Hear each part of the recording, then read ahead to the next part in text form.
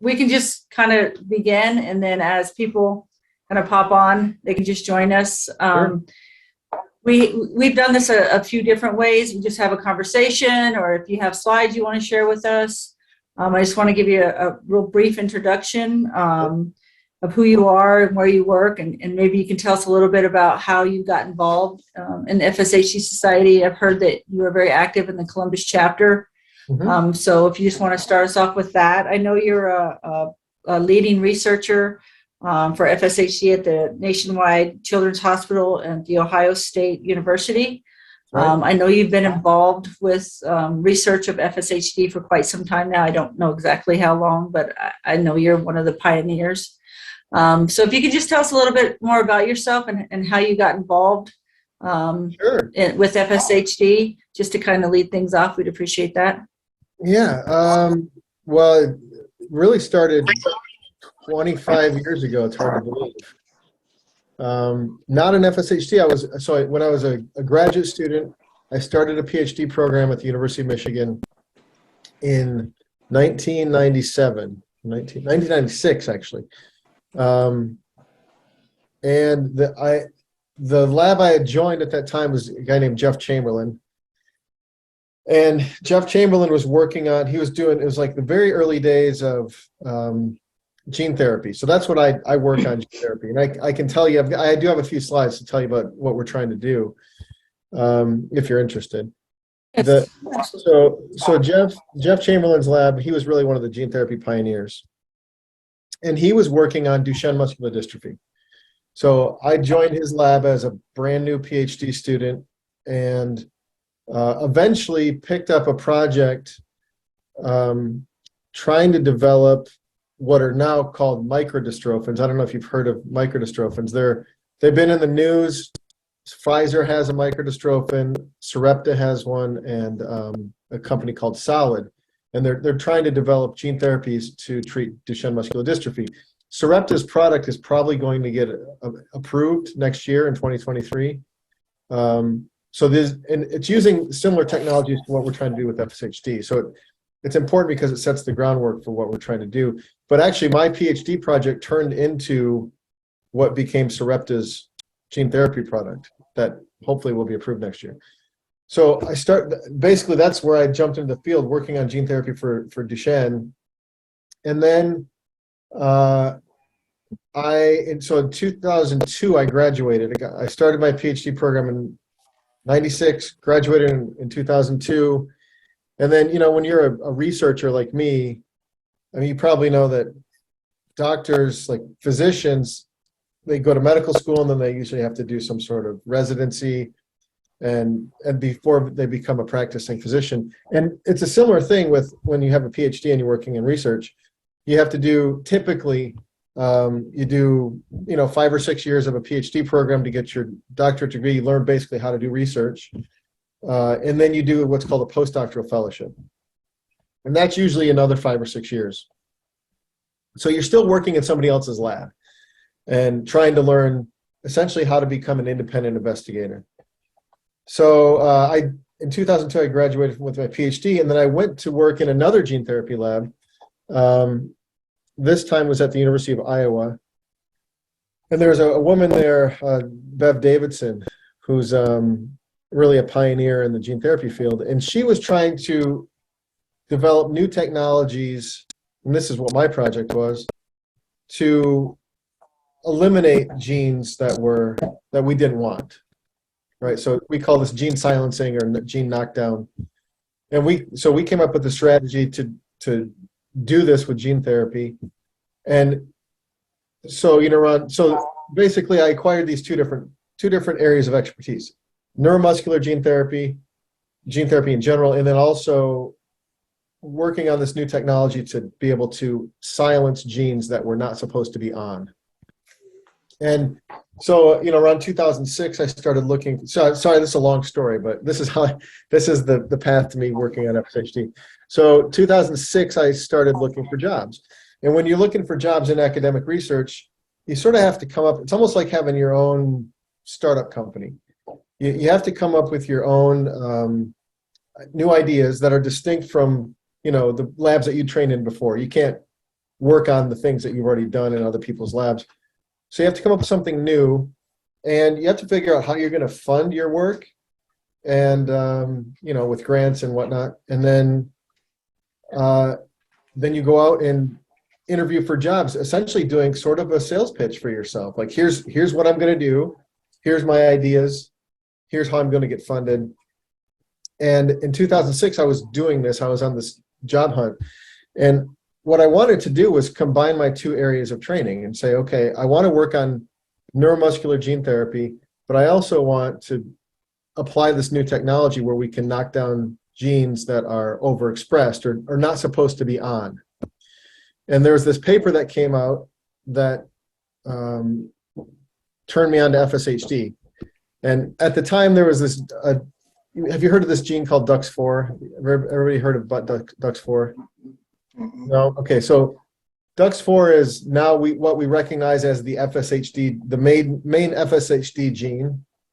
So we know that in FSHD, DUX4 turns on in muscle. It's not supposed to be on in muscle, and it turns on. But back in 2006, there was a different gene that people were looking at, and so I read this paper and said, "Oh, geez, this is perfect." There's this disease gene that causes this very prevalent and devastating muscular dystrophy, and it's caused by a gene that's turned on in muscle that's not supposed to be there. So we had this technology where we could knock down these genes, reduce them. So I thought, well, this is perfect. Like this is something I can work on in my own lab that nobody else is doing, and apply my two areas of training. And that's sort of how we jumped into the FSHD field when I started my lab. And then about within a year of starting my own lab, I realized that gene probably wasn't the answer, the one that I was pursuing. And we started focusing on this other one, DUX4. And it's been sort of off to the races then. Since about 2007, we've been working on making models of FSHD that use this DUX4 gene, and then trying to develop therapies that can inhibit this DUX4 gene. And that's really the two major arms of my lab on FSHD have been trying to model the disease, and then also trying to reduce expression of this toxic gene that causes muscular dystrophy. So sorry, that's a long answer, but that's kind of how, it's not kind of how, that's the progression of how I got into this field. So thank you for that explanation, and thank you for the work you're doing on behalf of all of us. Yeah. My pleasure. So I'm happy. I'm happy to take questions. However you want to run this. I have a few slides to maybe explain what gene therapy is, what we're doing. If you Absolutely. want. Okay. So I'll share my screen here.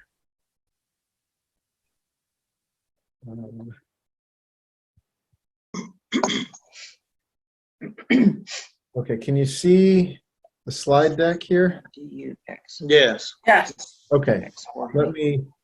Okay. So I mentioned this gene DUX4, DUX4. Are you seeing the gallery here on the side of my screen? Nope, just the presentation, Scott. Okay. So this is the gene that really, this gene DUX4 we've known about this thing for quite a long time, but there were some dead ends in the field that sent the FSHD research field off in another direction for a while. So I would say it wasn't until around 2007 or so that people in the FSHD field started to think that this gene DUX4 could be causative for FSHD.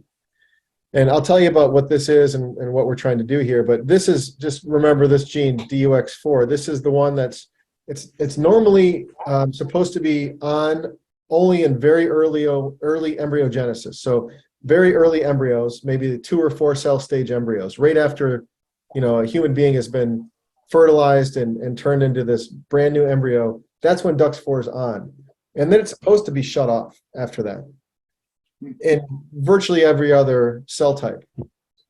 So people who don't have FSHD normally don't have DUX4 on in their muscles. But in FSHD, there are some different triggers that cause this gene to turn on. in muscle. And when it turns on, it wreaks havoc. Muscles do not tolerate the DUX4 gene being on, and they essentially die. So therapies my lab and other labs are trying to work on are intended to try to eliminate DUX4 in skeletal muscle. I'll show you. So here's the basic concept. FSHD is a very complicated disease, but if we want to simplify it and boil it down to the main point here, non-FSHD muscle, DUX4 is off. FSHD muscle, DUX4 is on. And we want to try to develop therapies that can convert this FSHD muscle to a non-FSHD muscle by shutting this gene off. And that's what we're trying to do. Yeah, please stop me if you need clarification or have any questions. This doesn't have to be me just talking, so feel free. And also, please call me Scott. I'm much more comfortable with my first name. So gene therapy, what are we talking? So what we're trying to do is use gene therapy to shut off DUX4. And this is a simple definition of gene therapy. It means treating disease with DNA or RNA. And I'll show you what that means in the next few slides. I'll come back to this. So gene therapy is not science fiction anymore. And I've got a couple cool videos here to show you what I'm talking about. So what are we talking about here with gene therapy? What we think mostly about gene replacement when we talk about gene therapy. So what that means is, here's an example. This is actually the very first FDA-approved gene therapy in the United States. It's a product called Luxturna, and it's a gene therapy treatment for blindness. And I'll show you how this was developed, because it's important. They're using a bunch of essentially the same technologies that we're trying to employ for FSHD, but with some differences. So in this disease, and for a lot of diseases that we think about treating with gene therapy, there's a genetic mutation in some genes or a gene that causes that gene to not be produced. Or it might be produced, but it's not produced at a normal functional level. And that's the case here. I mentioned the Duchenne muscular dystrophy. That's the case in Duchenne muscular dystrophy. There's a gene that's missing, and the missing gene is responsible for causing Duchenne muscular dystrophy. So therapies for DMD are designed to try to add back a normal copy of that gene. And the same is true for this blindness. There's a gene called RPE65, and it's missing. So there's kids who are born that have mutations in this gene, and they don't make they don't make this gene, and it's required to give them sight. So this therapy is designed to add back this gene by delivering, and I'll show you this on the next couple slides, and then show you the experiments that were done to prove that this works. So they're delivering the gene back to the eye of these kids that are blind, and it's really miraculous. They're restoring sight in these kids. And so the way that we're doing this is using viruses. So really the crux of gene therapy is delivering genes to the right places. So for FSHD, obviously, it's a muscle disease. So we want to try to come up with a way to deliver a gene therapy to muscle. And in the case of this blindness, the target is the eye. Now, I mentioned that gene therapy is, treating disease with DNA or RNA. Well, DNA and RNA, they don't easily. So this slide is supposed to represent a cell in a cell membrane. DNA and RNA naturally don't like to cross the cell membrane to get into a cell. And I'm showing that here, that if you just you have a cell on a dish and you added some DNA to the outside of that cell, it would just bounce off the outside. It would not get into the cell. And we need to be able to get this into the cell to have some therapy.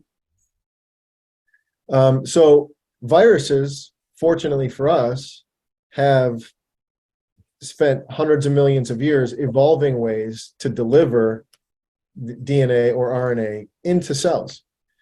And there's one virus in particular that we like to use for gene therapy, and this is the one that's approved for the blindness I'll tell you about in a second.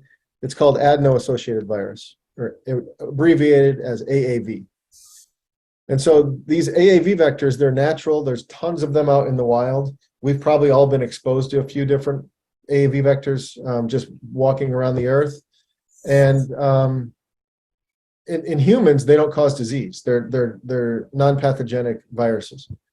But the really cool thing about these viruses is that they have evolved ways to deliver DNA to muscle. I can show you here on this slide. They can deliver to muscle, they can deliver to heart, liver, brain, and eye. So what we do then is we take out, so this thing here, this structure is supposed to represent the virus, and then that's the DNA inside it. And so what we can do is we can chop out the genes that the virus normally has, and we can replace those with a gene therapy. And then we grow the virus up in a lab, and instead of the virus containing its own genes, it's containing the genes that we want to add back to treat, Duchenne muscular dystrophy or FSHD or blindness. And then we just use the natural properties of the virus. So you can inject this in a person or a mouse or whatever animal model we might want to use, and it will find its way to the muscle and deliver that payload, that gene, to the right place. So this is the delivery system we're trying to use. So just to summarize this part of it, we're creating genes that can suppress or inhibit this toxic DUX4 gene, and we're delivering those inside a virus that's non-toxic virus that doesn't cause disease in humans and has evolved ways to deliver DNA to muscle. And I'll show you, like I said, this sounds kind of crazy. It sounds like science fiction, but it's not. It's a real, this is real technology that's on the market now for blindness. And one other thing I want to mention about gene therapy before I show you some of the cool videos here is that it's intended to be a one-time treatment. We design these, and the gene therapy is not supposed to be repeatedly given. It's supposed to be one time and then done. And this is reflected by this company, Spark, who developed this blindness gene therapy. Their stock ticker is called ONCE. So what we're hoping is that we can, develop an FSHD therapy that requires a one-time treatment. Now it's a little trickier because you only get one shot. So we got to make sure we get it right the first time. But let me show you what has been done in blindness. So in this, I want to illustrate here too. So I've got a couple of slides, and then I'll tell you about what we're doing in FSHD. I don't want to take all the time just giving a presentation, but I think what I wanted to show here is this slide illustrates how we use animal models to develop therapies. So what I'm going to show you are 3 videos here. And this is what you're going to see. This is in the dark. So this is shot with night vision, and so that's why this looks green. This is a scientist here, and this is a big water tank. And there's this little structure here, this little thing here is a mouse. And this right here is a platform. And so the mice can swim, but they navigate to the platform by sight. And so what you'll see is they have got this mouse model that has the same mutation that these kids have that have this Leber congenital amaurosis, this blindness disorder. So there's a mouse model of this disease. It's missing this gene, RPE65, and the mice are blind. So this is what... Young, experienced So RD. put the mouse in this water tank.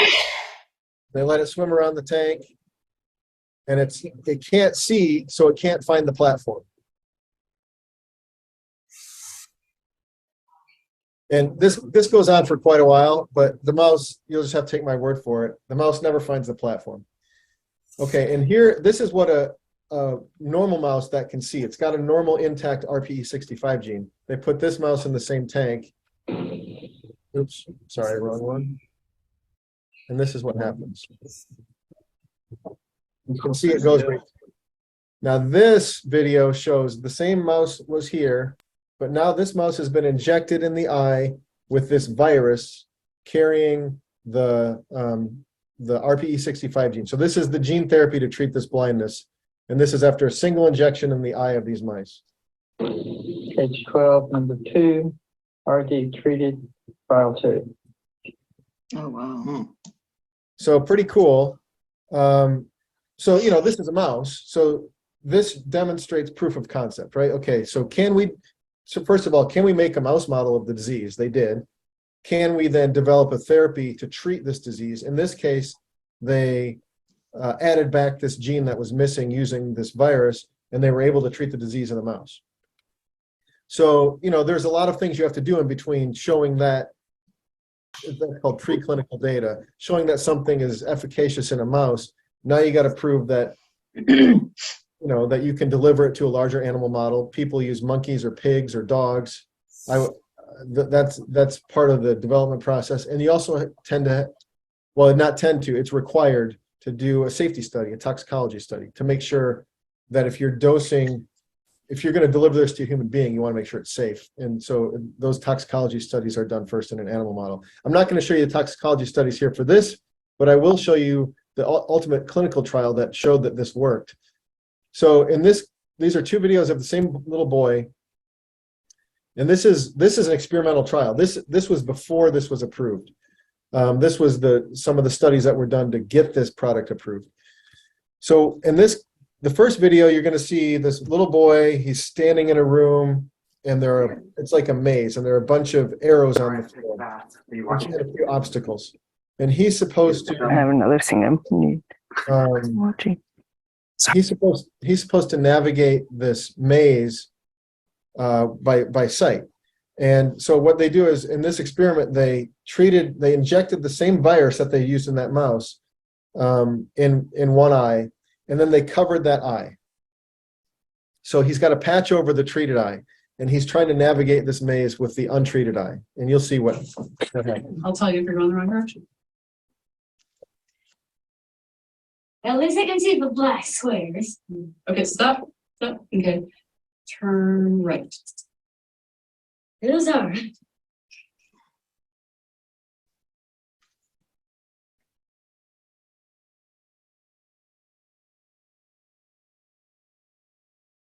This is hard. Similar to the mouse, this goes on for several minutes, and he never makes it through the maze.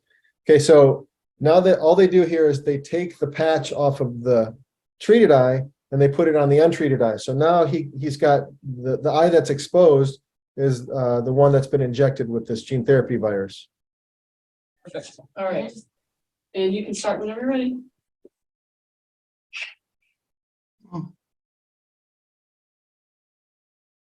It's going right through it. Mhm. I wonder how long after it was injected. I don't know. Wow. Wow. What is that? It's amazing. Every time that gets me every time I watch it. So that was the first gene therapy approved in the United States. There's another one now that actually came out of my institution. I didn't have anything to do with it. It just happened to be at Nationwide Children's Hospital in the Center for Gene Therapy. You might have heard of it. It's called Zolgensma. It uses the same virus system, also as a gene replacement, so adding back a gene that's missing, and it's a treatment for spinal muscular atrophy. So kids born with spinal muscular atrophy, you know, if they have a severe form, can die within a year or two. And the kids that are being treated with this AAV virus to treat spinal muscular atrophy are living, and they're developing, and they're reaching normal developmental milestones.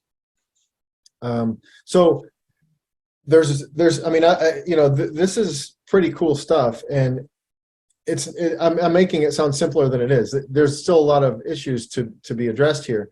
But the point I want to make is gene therapy is not science fiction anymore. There are FDA-approved products on the market that can treat blindness and essentially fatal diseases. And we're trying to use the same tools. We're using the same virus systems. We're using gene therapy, and we're trying to deliver a gene product to muscle so we can try to treat FSHD. Now, here's the difference, though. You remember at the beginning, I told you that FSHD is caused by a gene that's turned on. instead of a gene that's missing. So in those other two examples I showed you, you just had to add back the gene that's missing. Here, it's a little trickier. We have to try to eliminate that DUX4 gene.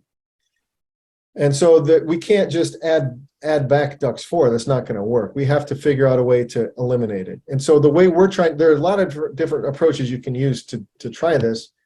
People are using CRISPR. We're using CRISPR. I think CRISPR is still a long way away from being practical for a muscle disease.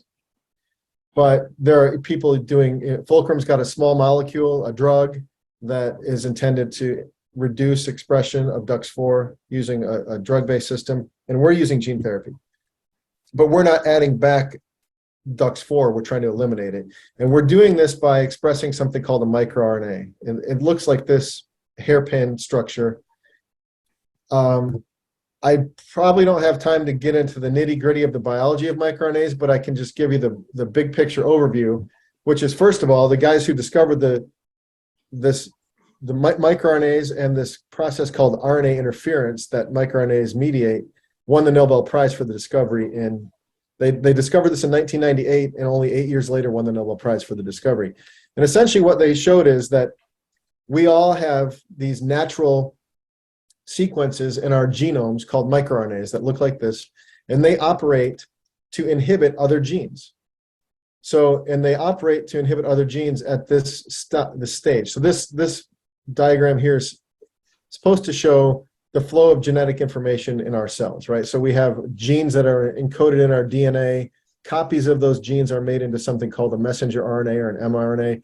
And then that mRNA is used to direct the production of the proteins that make up all of our bodies, all of our cells. DUX4 is a protein. So microRNAs work by cleaving, basically cutting up a messenger RNA so it can never be made into protein. So this is what we're trying to do. We're trying to take a natural microRNA sequence that we all have in our bodies, and we are re-engineering it and retargeting it to, instead of its natural targets, we're retargeting it to DUX4. And so then we can we can package this thing inside one of these viruses, grow the viruses up, deliver those to muscle, and when they get into muscle cells, they will create a microRNA that will eliminate DUX4. And by doing that at the messenger RNA level, DUX4 protein isn't made, and this is what's toxic. So by doing this, we can protect muscles. And I'll just show you a little bit of data here. This is all technical stuff, but some of the visuals I think are pretty obvious. So we made 42 different microRNAs targeting DUX4. Our lead one we called MI405. You'll see this nomenclature on lots of slides. So this right here, this image is called a Western blot, and this is a method we use to detect protein. So this is just, we took some human cells and we delivered our gene therapy product with our lead microRNA, MI405, and these are a couple of other microRNAs that don't work as well. This is a control that doesn't target DUX4 at all, this MI-LAC-Z. And then we probed this experiment looking for DUX4 protein. And what you can see here is that, with the non-functional microRNAs or the ones that don't work as well, we can detect DUX4 protein here. MI405 pretty much eliminates it in this experiment.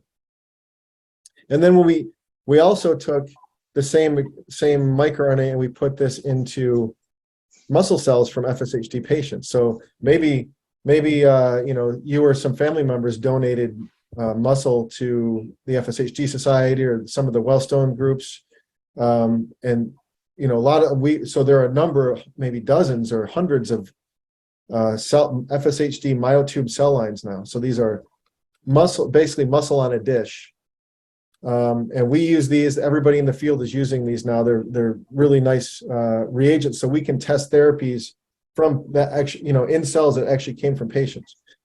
So in this experiment, we have muscle cells from a patient, and we stain these cells using a technique called RNA-scope, and we can detect the DUX4 messenger RNA. So this is that copy of DUX4 that gets made into protein. And every brown dot in this image represents a single DUX4 copy. So you can see a lot of it here in these cells here on this dish. When we put in our MI405 in these cells, we eliminated DUX4. We didn't find any. So this is in cell culture. That's great. It works. So we know we can eliminate the DUX4 protein. We can reduce the RNA in patient myotubes. And now what happens if we put this in a mouse model? So here's a mouse model that we generated. We call it TIC-DUX4. And in this experiment, we took our virus, and I see something in the chat here. Oh, sorry. Thought maybe somebody had a question. So we took our virus, and we also added in our virus this green stain. So that allows us to track where the virus goes.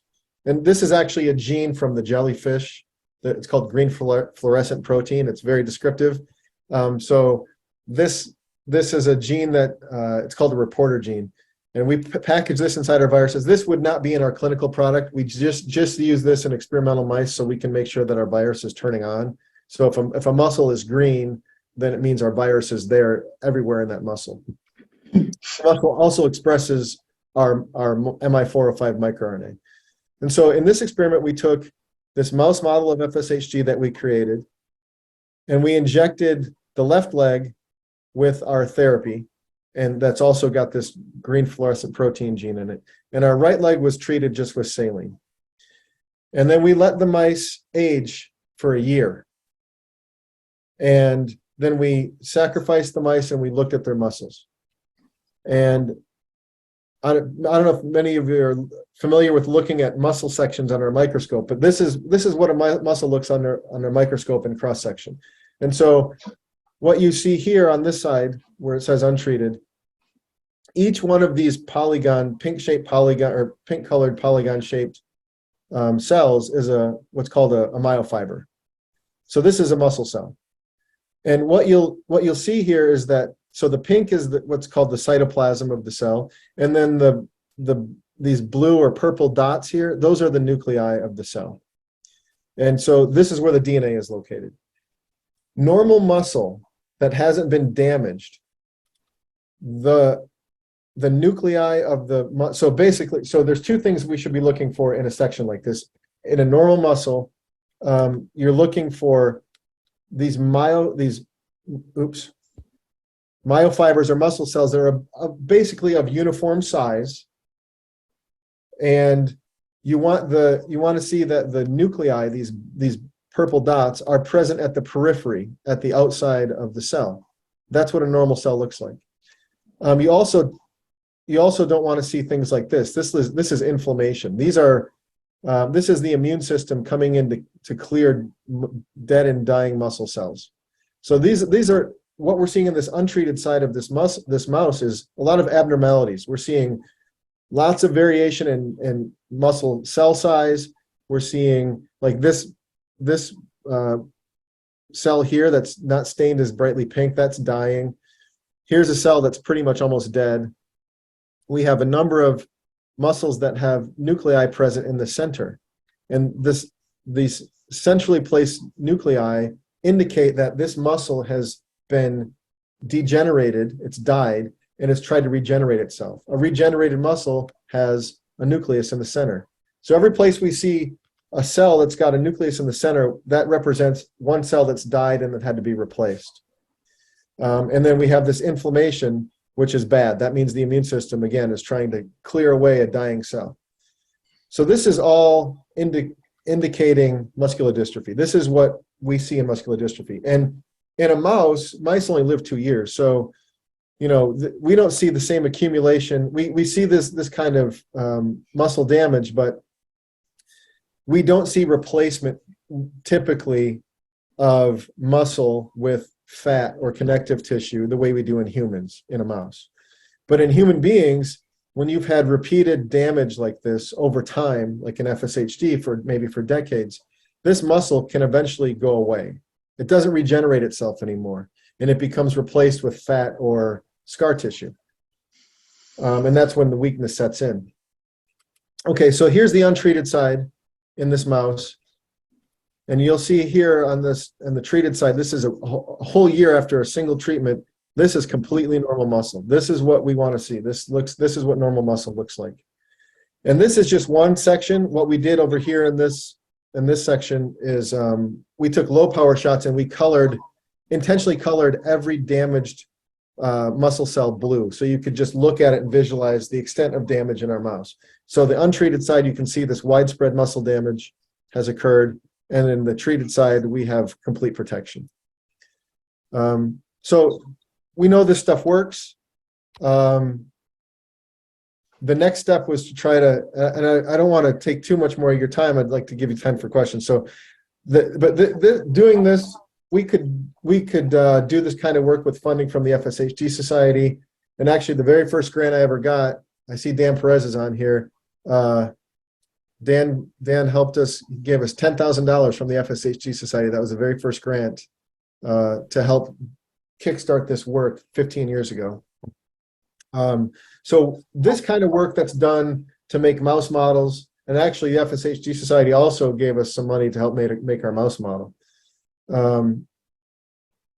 So we can do all this with research grants from the NIH, from the FSHD Society, from other foundations.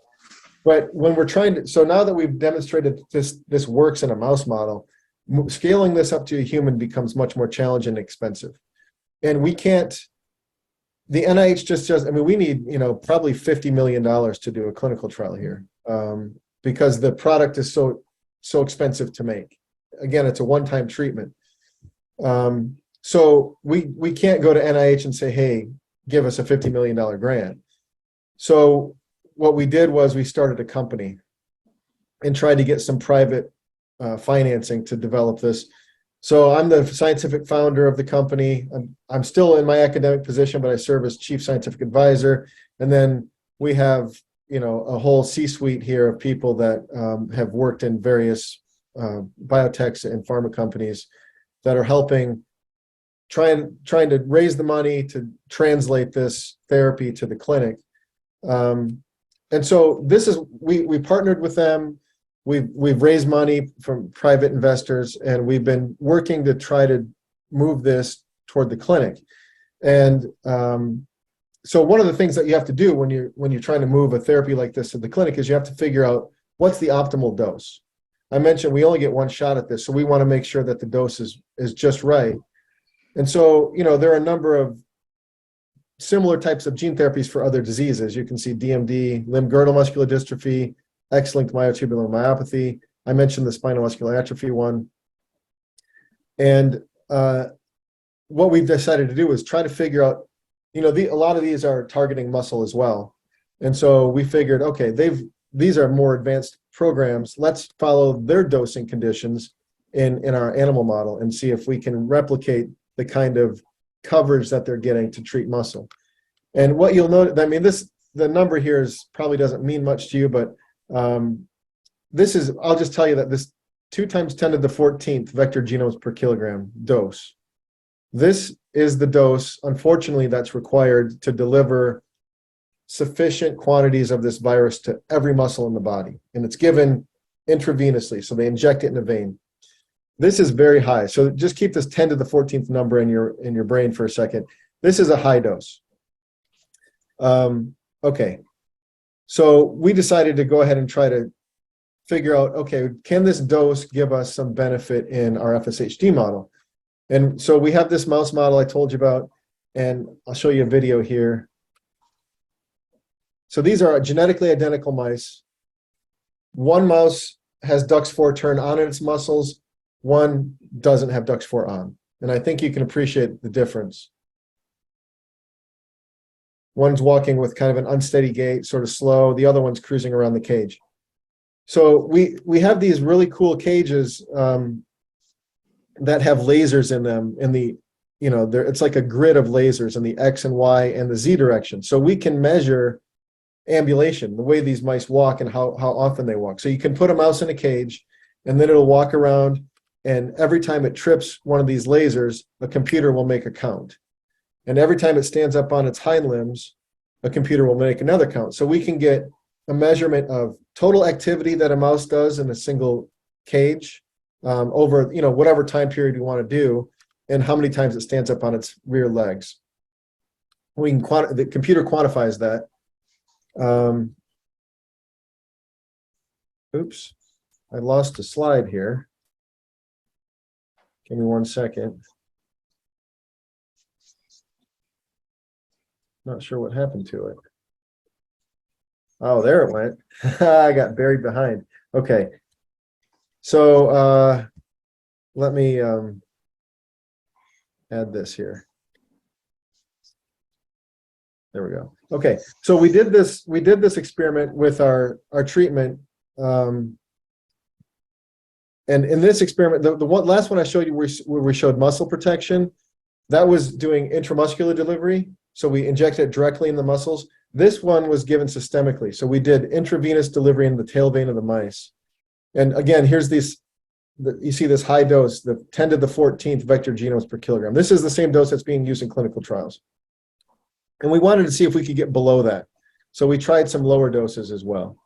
And then this is a really messy graph, but what this shows is this activity. So this is that, I told you the computer will count every time we trip a laser in the cage, and we can quantify it, and it's plotted as beam breaks. So what you see here is the yellow line is what a normal mouse does. So this is a mouse that doesn't have FSHD, and it just kind of stays steady, kind of maybe goes up and down a little bit, but this is pretty much the noise of the experiment, right? This yellow line. The black line is our FSHD model treated with saline only. And these mice, over a 10-week period, worsen. And they do much worse in this activity experiment. And then you can see that this high dose of our virus makes these FSHD mice perform at the same levels as normal mice. And then as we get down to these lower doses, they do better for a little bit, but then they start to drop off. So what this experiment told us was our therapy works. We can reduce DUX4, we can treat these mice, but it requires these very high doses of virus. And so this just shows that we also see protection at the muscle level that I showed you before. So why is this an issue, this high dose? Well, you can read the headlines. In some cases, in some patients, people have died in gene therapy clinical trials using these very high doses of these viruses. And in this case, for the X-linked myotubular myopathy, it's probably because these patients have, in addition to muscular dystrophy, they also have underlying liver disease, and it's thought that the liver disease contributed to the deaths here.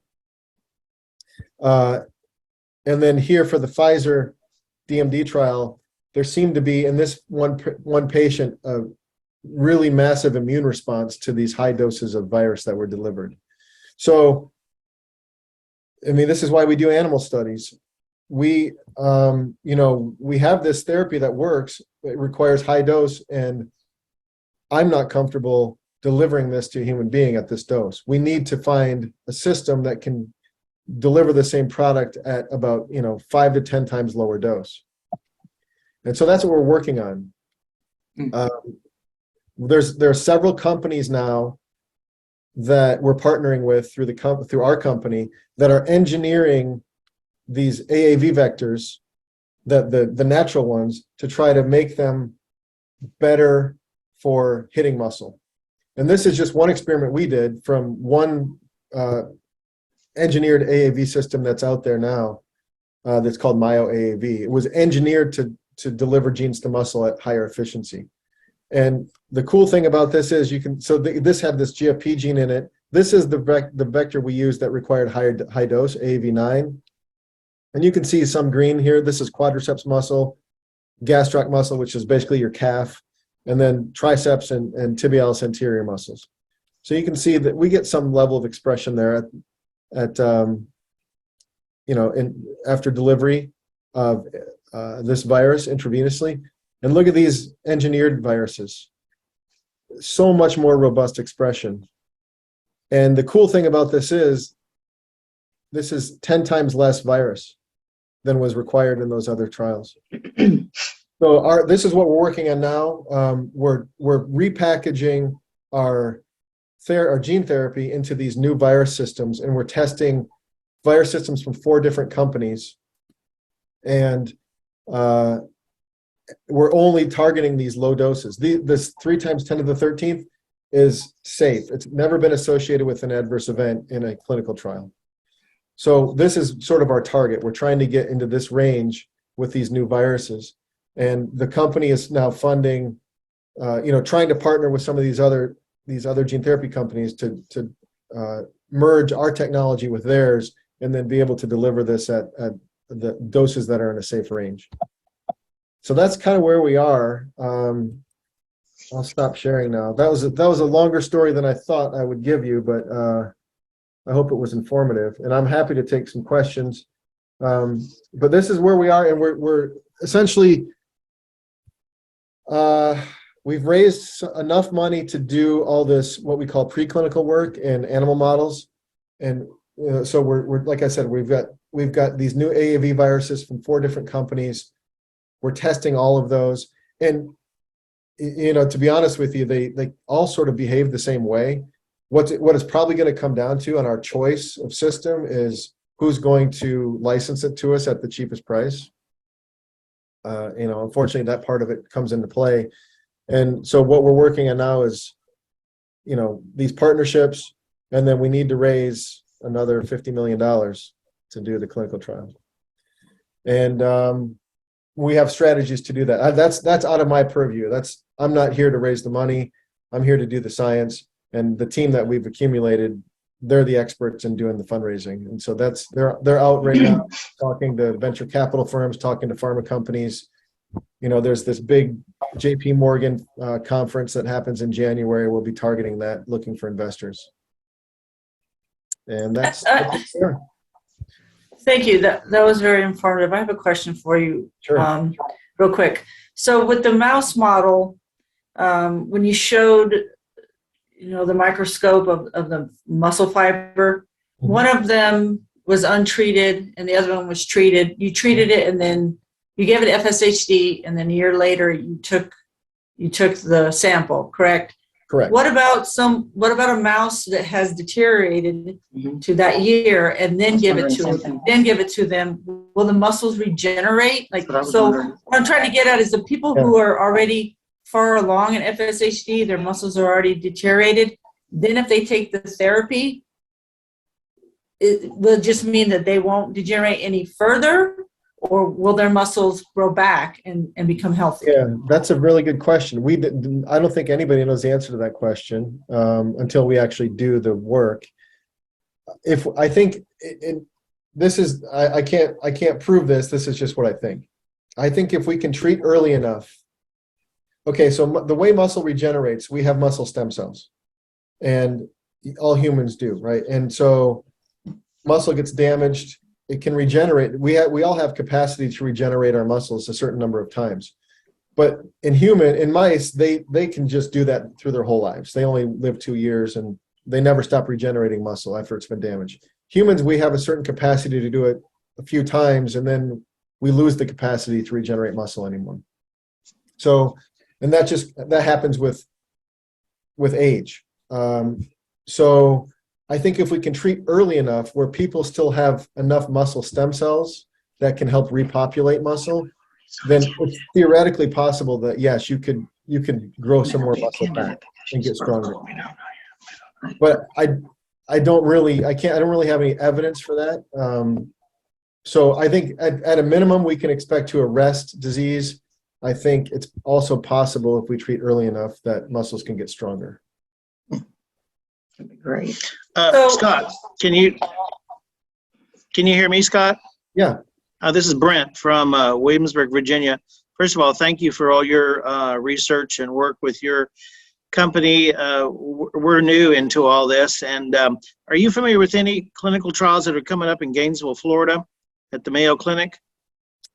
For FSHD? Yes. Yeah, I'm not certain. Maybe the FSHD Society would know. Okay. I know Fulcrum's got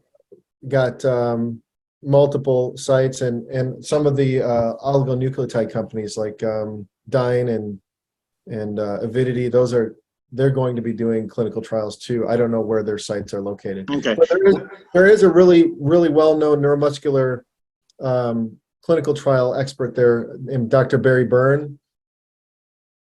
He's in Gainesville. Okay. I'd be happy to introduce you to him via email. No, that's great. Great. Yeah. Yeah. We've been told that our daughter's going to be going to the Mayo Clinic in Jacksonville, and that there's going to be a clinical trial opening up pretty soon in Gainesville, which is about 2 hours away. Yeah. So I don't know. Maybe Dan knows, or maybe June would know. But I'm happy to make that connection. I just Okay. dropped a link in the chat to clinicaltrials.gov that I've done the search for any trials in FSHD. Okay. And so anyone that wants to follow that link, it'll give you a list to all the clinical trials that are happening. And just bookmark it and keep it, because anytime something new comes online, it'll come up in the search, and then all the locations are listed there. Awesome. Oh, good. Thank you. Yeah, absolutely. There are going to be a lot. I think in the next 5 years or so, there are going to be a lot of shots on goal for FSHD. Not just ours. I think there's going to be a lot of. But I mean, I think the effort that the field has made in the last 15 years has been pretty remarkable. Going from knowing almost nothing about the disease, having no models, having no therapies, to here we are. I mean, 15 years sounds like a long time, but in research, it's a short period of time. And so I'm excited to see where we've come in the last 15 years. Oh, there's Dan. Hi, Dan. Dan asked. Yeah, go ahead. Yeah. So there was a recent N of 1 gene therapy trial for Duchenne muscular dystrophy where there was a patient death. I don't know. I don't know the details of that. I don't think anybody knows why the patient died, but I would say it was a very high risk trial. This was a person who, my understanding, he was 27 years old, who had DMD. I mean, that's near the end of a DMD patient's life. A person who's got DMD and is 27 years old probably doesn't have much muscle left. Probably has cardiomyopathy, has some heart problems. I mean, I think most people with DMD live to be, if they're lucky, and they're maybe 30 or early 30s. So I think, so he was a high-risk patient to begin with. And then I don't know the dose they used. They also delivered CRISPR enzyme, which I think is also has some risks associated. So I don't really know, Dan. I think that information hopefully will come out, and we'll find out more about that. That's all. That's really all I can say. And I'm not involved in it at all, so I don't really know what happened. So you mentioned several times about the key to this is getting it early. Probably to any treatment is getting it early. This is a parent group. We all have parents at different ages. So we've been trying to push on trying to get our kids trial ready, to get in a clinical trial, or at least to get the treatment once they're available. If several come online, losmapimod or anything else. Can you speak to that a little bit about the importance of getting our kids ready to be in trials, or how that will work, or what we can do as a community to get our kids this treatment early before the muscles deteriorate to a point where maybe they won't degenerate? I think it's a critical issue. So, for diseases, so, what we know is that, FSHD can cause complications that are severe and can eventually contribute to somebody's death. But in general, as a community, FSHD is not considered to be a fatal disease. So I think regulators, FDA people, look at FSHD differently than they might, for example, SMA, where, spinal muscular atrophy, where kids can die within a year or two of being born. So there's higher risk tolerance for treating somebody with SMA than FSHD. But we also know that people who have earlier onset FSHD tend to have more severe disease. So I think for gene therapy, especially, but maybe for other modalities that are intended to treat FSHD, we need to start first. I think the advice we're getting is that we need to start first in an adult population to establish safety of our technique and probably dose. And then once that's done, then we can justify with the FDA to treat children. But we can't go to children first because it's not considered to be a fatal disease. So that, there's, like I said, there are a lot of shots on goal coming on FSHD, not just by us. Lots of companies are trying to develop various therapies. And I think once they get some evidence that they're, like Fulcrum's in phase 3 right now, once they get some evidence that their therapies are effective in adults or safe in adults at the doses that have been tested, then they can, like I said, pivot to pediatric populations. And so to your question, because we have so many therapies coming along, it's feasible that within a few years that kids might be eligible for some of these trials soon. And I think as a field, I'm not a physician. I don't see patients. I'm not a clinical trialist, but I do know that there's been a pretty significant effort to do natural history studies in adults and less so in children. And I think there's an effort now led by Jeff Statland, I know is interested in this, who's at Kansas. And I think Ian Woodcock is a clinician in Australia who's trying to work on understand the pediatric population. We need to have a better understanding of these earlier onset, childhood onset FSHD cases, because we need to be able to understand the progression of the disease so we know what the endpoints are for therapy. And what are the outcome measures that we can use to measure whether or not a treatment's is working or if it's going to work.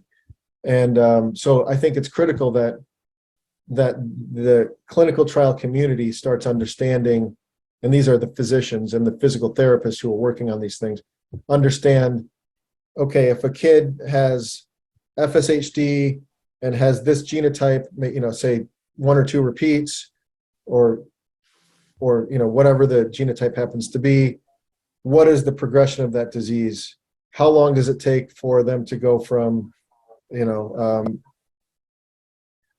being ambulant to a wheelchair, for example?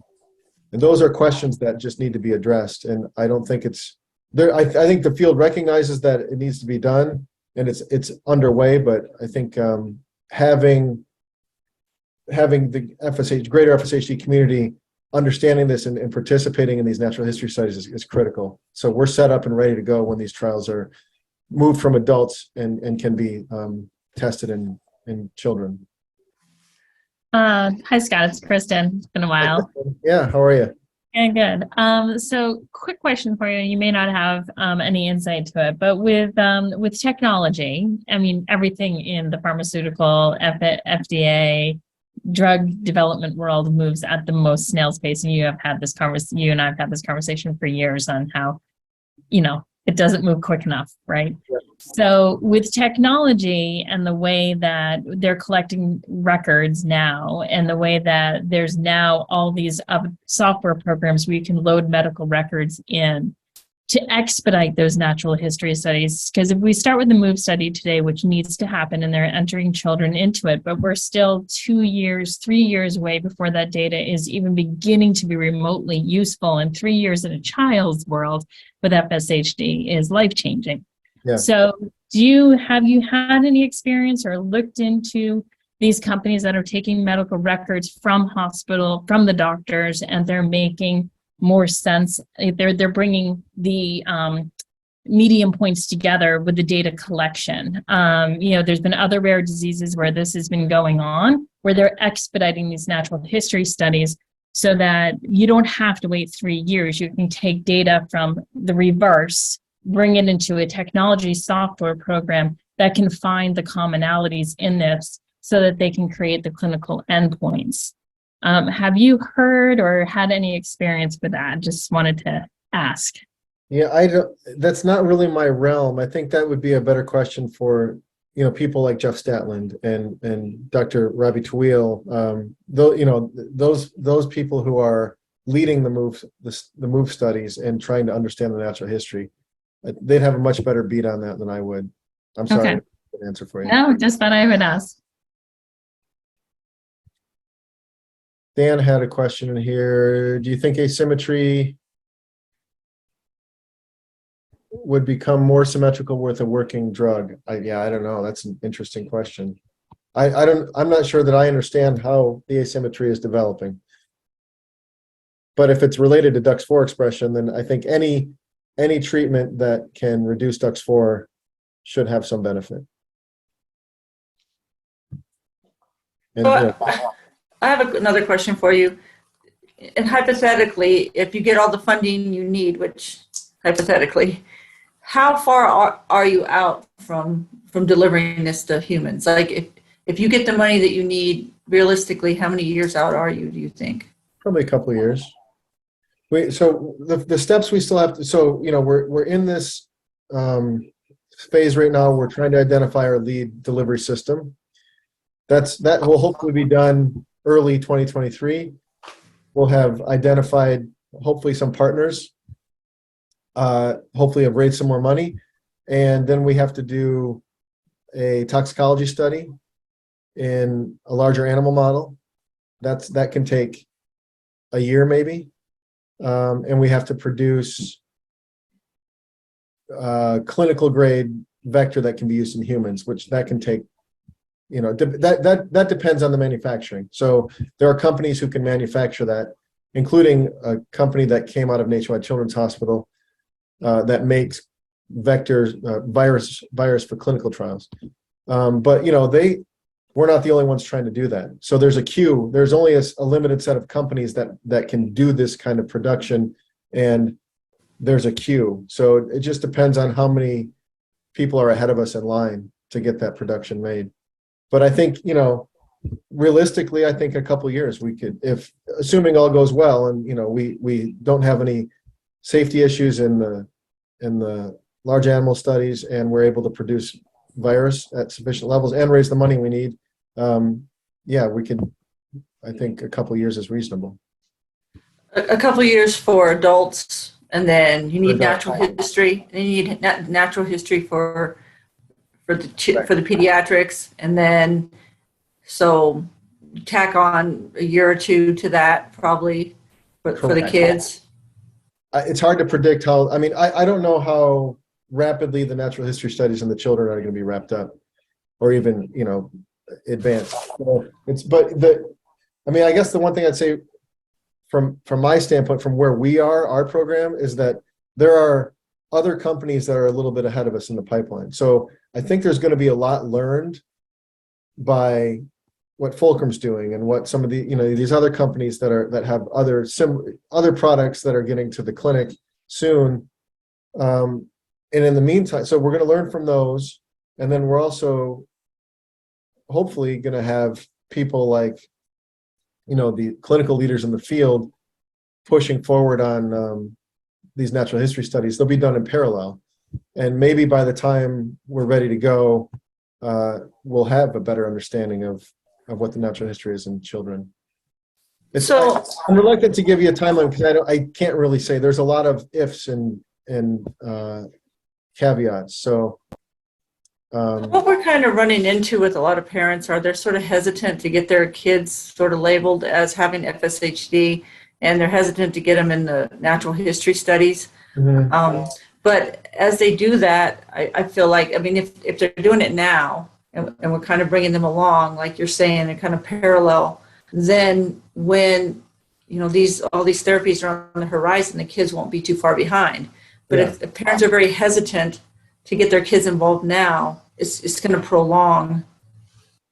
It's going to prolong the treatment for pediatrics, right? Yeah, I think that's true.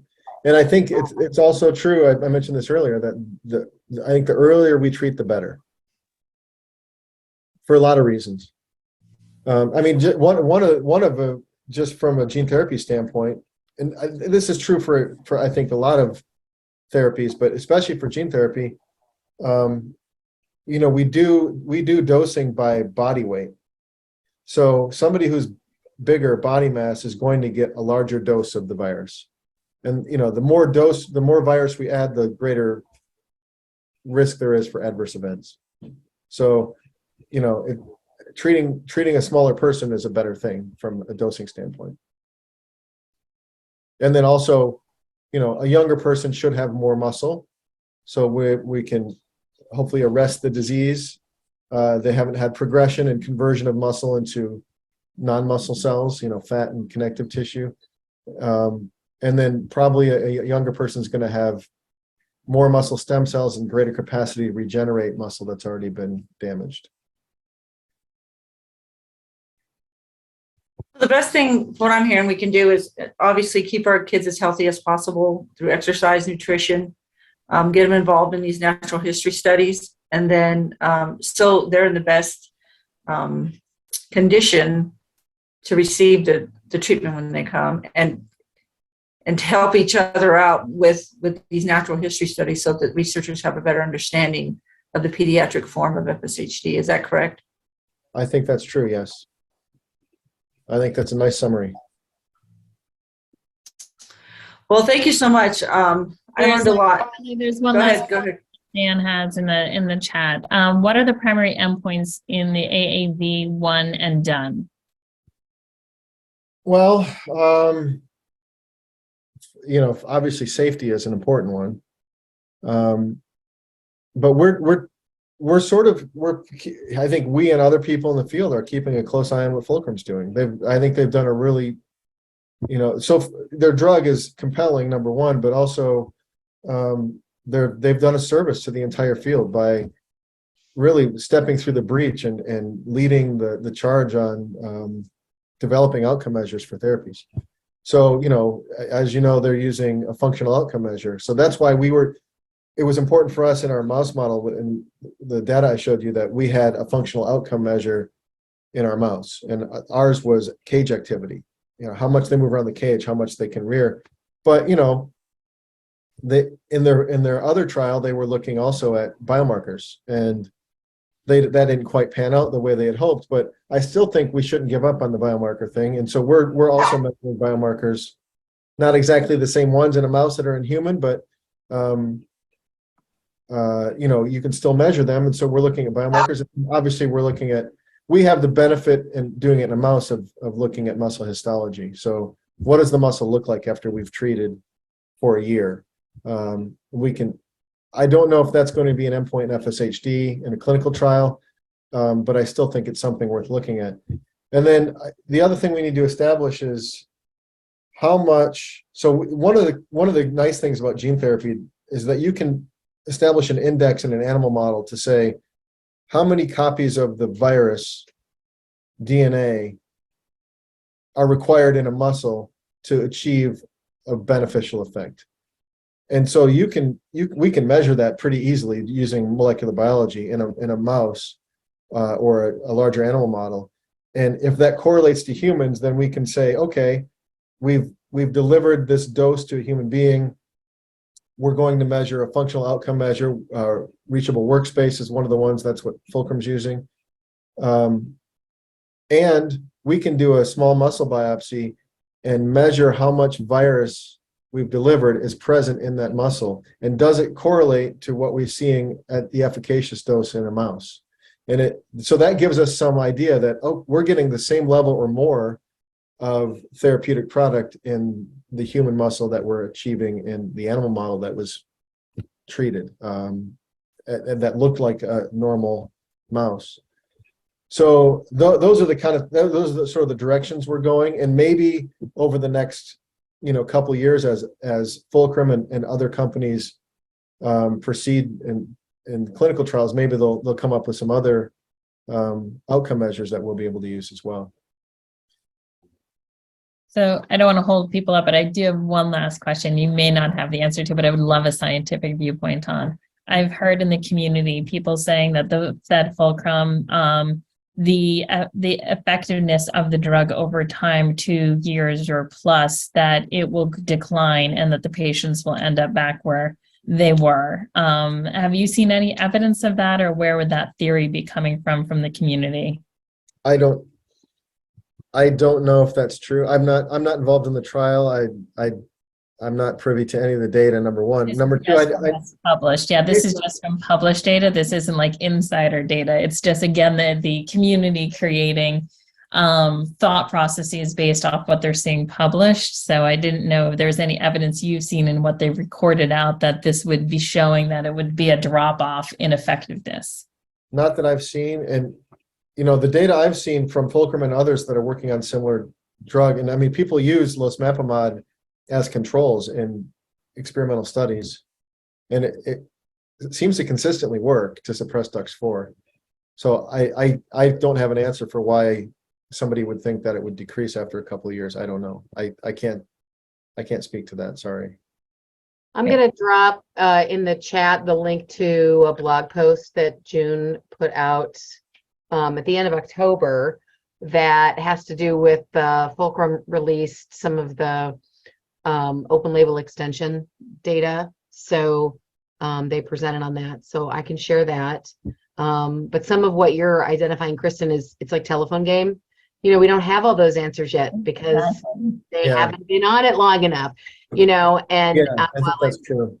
While I'm not by any means the expert on any of this, one of the things that I think it's important to remember is we need the first domino to fall. Even if the first domino isn't the strongest domino, it's important that the first one be successful and fall, because that's what triggers the next and the next and the next. So when you're talking about therapeutic development and getting things approved and getting the payer system to pay for them and all of those things, sometimes the first one doesn't even have to be the best one. It just needs to be the first one that gets all the way through the process. And that helps everyone that comes after it. So I'm talking out of my depth, but so don't ask me follow-up questions because I won't be equipped to answer them. But I think we'll all keep watching what's happening with Fulcrum. We'll continue, the FSHD Society will continue. We have a good relationship with them. So they share data with us. They share information with us as soon as it becomes public. We'll continue to share whatever we know as we know it. And I think part of what maybe your shadow point there is that, how do we help folks from themselves, right? Things get through the telephone game and misinformation becomes more misinformation as it perpetuates. And so that's why groups like this are really important. That's why having Scott on tonight really matters. And every time we have a group like this, the better educated we are, the better empowered the patient community is. And I think that's a good point about the duration of these trials. This is as we know, FSHD typically is pretty slowly progressive. Probably maybe not as true in pediatric cases, but the notion that we can do a clinical trial and have some meaningful outcomes in a year or two, I think Fulcrum's trying to do that, but I think we also should be patient and say maybe we have to assess the data after longer than a couple of years, right? Let's see how this goes after 5 years. And I think we just have to be patient about making too many rash judgments about the effectiveness of something until we have all the data in. That's what I want to hear from the scientific community. Yeah. Scott, thank you so much for your time. I appreciate it more than you know. This will be recorded. The information will hopefully get out to the community. It will. It was very enlightening and very encouraging. So thank you so much for your work. Sure. My pleasure. Thank you so much for sharing your time with us. Good to see you all. Dan, it was good to see you. It's been a while. Nice to see you, Dan. Thank you, Scott. We'll get this recording up for everybody. And just a reminder, we will not meet in December. So We're going to take December off, but we will be sending out a sort of a survey to the group.